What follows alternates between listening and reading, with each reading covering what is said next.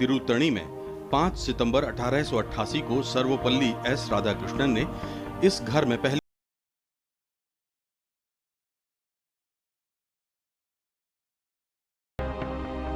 तिरुत्तणी में ही शुरुआती पढ़ाई के बाद चेन्नई के क्रिश्चियन कॉलेज से उन्होंने फिलॉसफी में एमए किया।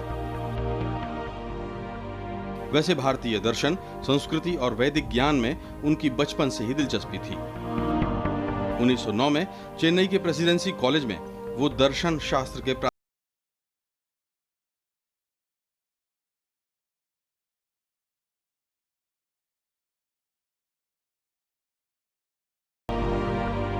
वहां से मैसूर यूनिवर्सिटी और कोलकाता यूनिवर्सिटी में उन्होंने बतौर प्रोफेसर कई साल बिताए। इस दौरान दुनिया भर में उनके ज्ञान का डंका बजा।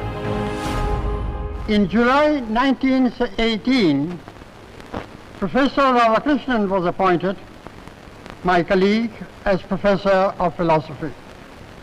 And it was a very great acquisition to the Philosophy Department of Mysore University.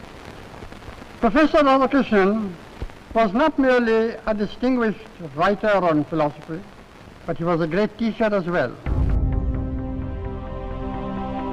1931 में वो आंध्रा यूनिवर्सिटी और 1939 में बनारस हिंदू यूनिवर्सिटी के वाइस चांसलर बने। 1949 में उन्हें विश्वविद्यालय शिक्षा आयोग का अध्यक्ष बनाया गया। इस दौरान देश में शिक्षा के विकास को लेकर शानदार काम हुआ। उनकी किताबों ने दुनिया भर में धूम मचाई।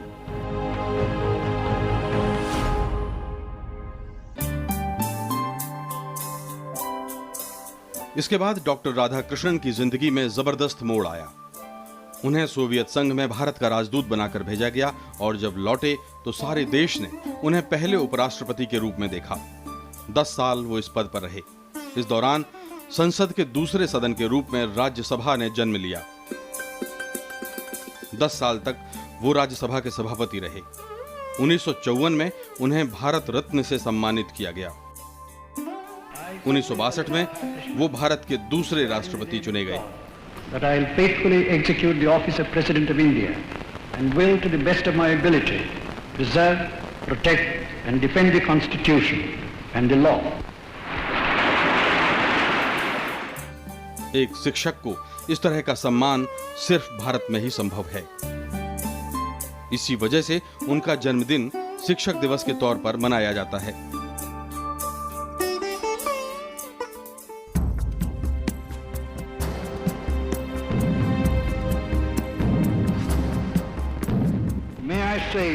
दो बार उपराष्ट्रपति और फिर राष्ट्रपति, सर्वपल्ली राधाकृष्णन का ये एक ऐसा रिकॉर्ड है जो शायद ही कभी टूटे।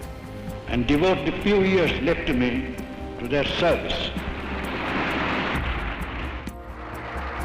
दुनिया भर में उन्हें सम्मान मिला और उन्होंने भारत का नाम रोशन किया।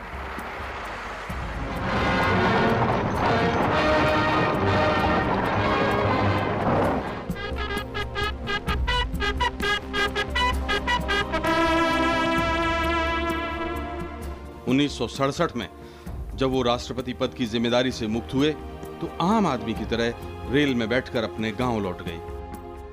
उनकी विदाई के मौके पर हजारों लोग स्टेशन पर मौजूद थे।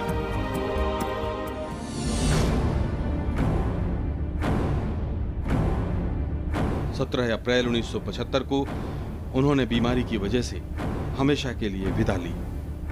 My whole attempt in my pretty long life, in my writings, speeches and works, was to promote the unity of the world on the basis of mind and spirit.